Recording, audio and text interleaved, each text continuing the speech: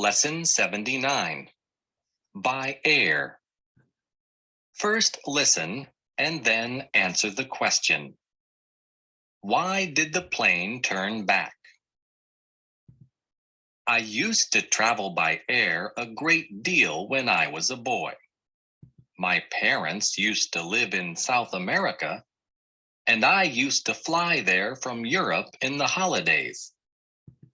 A flight attendant would take charge of me, and I never had an unpleasant experience. I am used to traveling by air, and only on one occasion have I ever felt frightened.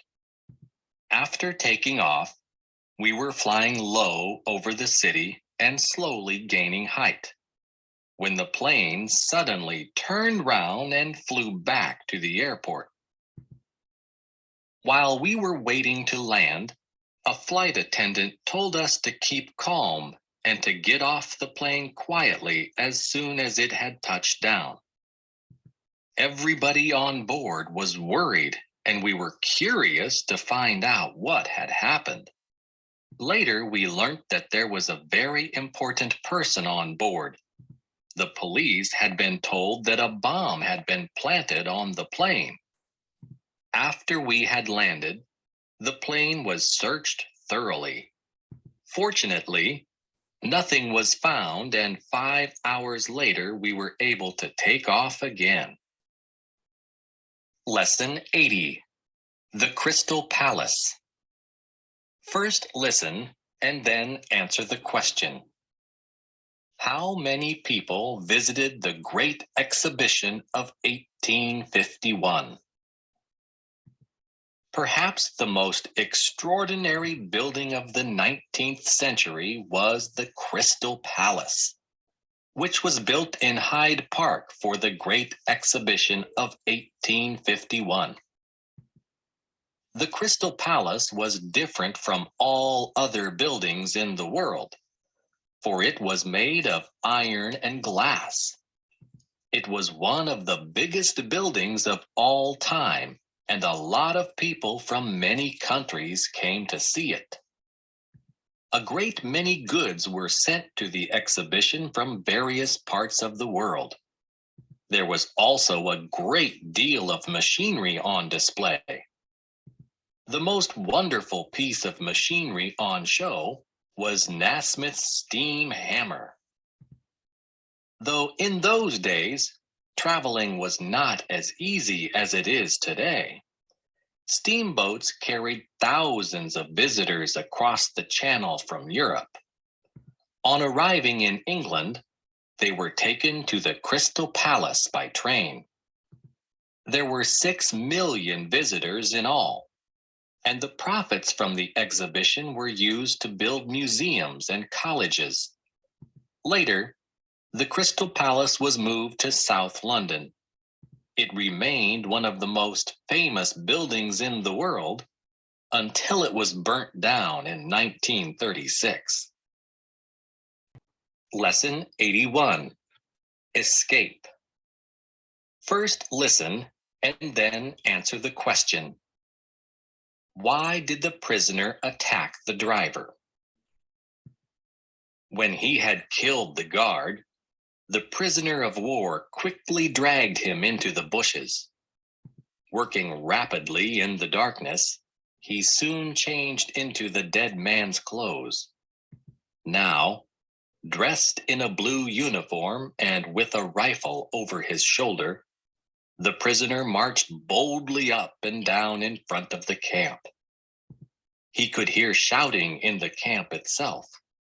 Lights were blazing and men were running here and there. They had just discovered that a prisoner had escaped. At that moment, a large black car with 4 officers inside it stopped at the camp gates. The officers got out and the prisoner stood to attention and saluted as they passed.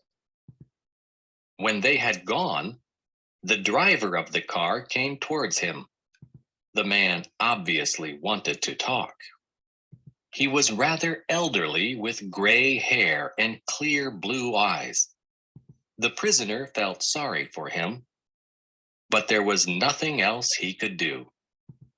As the man came near, the prisoner knocked him to the ground with a sharp blow. Then, jumping into the car, he drove off as quickly as he could. Lesson 82. Monster or fish? First listen and then answer the question. What was the monster called? Fishermen and sailors sometimes claim to have seen monsters in the sea. Though people have often laughed at stories told by seamen, it is now known that many of these monsters, which have at times been cited, are simply strange fish. Occasionally, unusual creatures are washed to the shore, but they are rarely caught out at sea.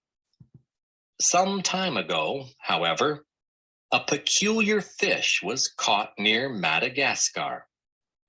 A small fishing boat was carried miles out to sea by the powerful fish as it pulled on the line. Realizing that this was no ordinary fish, the fishermen made every effort not to damage it in any way. When it was eventually brought to shore, it was found to be over 13 feet long. It had a head like a horse, big blue eyes, shining silver skin, and a bright red tail. The fish, which has since been sent to a museum where it is being examined by a scientist, is called an oarfish. Such creatures have rarely been seen alive by man, as they live at a depth of 600 feet. Lesson 83. After the elections. First listen and then answer the question. Why did Patrick keep on asking the same question? The former Prime Minister, Mr. Wentworth Lane, was defeated in the recent elections. He is now retiring from political life and has gone abroad. My friend, Patrick, has always been a fanatical opponent of Mr. Lane's radical progressive party. After the elections, Patrick went to the former Prime Minister's house. When he asked if Mr. Lane lived there, the policeman on duty told him that since his defeat, the ex-Prime Minister had gone abroad. On the following day, Patrick went to the house again. The same policeman was just walking slowly past the entrance when Patrick asked the same question. Though a little suspicious this time, the policeman gave him the same answer. The day after, Patrick went to the house once more and asked exactly the same question. This time, the policeman lost his temper. I told you yesterday and the day before yesterday, he shouted. Mr. Lane was defeated in the elections. He has retired from political life and gone to live abroad. I know, answered Patrick, but I love to hear you say it. Lesson 84. On strike. First listen and then answer the question. Who will be driving the buses next week? Busmen have decided to go on strike next week. The strike is due to begin on Tuesday. No one knows how long it will last. The busmen have stated that the strike will continue until general agreement is reached about pay and working conditions. Most people believe that the strike will last for at least a week. Many owners of private cars are going to offer free rides to people on their way to work. This will relieve pressure on the trains to some extent. Meanwhile, a number of university students have volunteered to drive buses while the strike lasts. All the students are expert drivers, but before they drive any of the buses, they will have to pass a special test.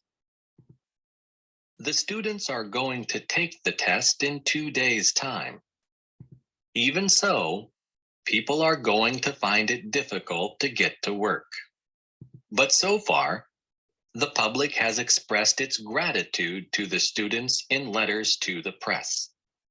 Only 1 or 2 people have objected that the students will drive too fast.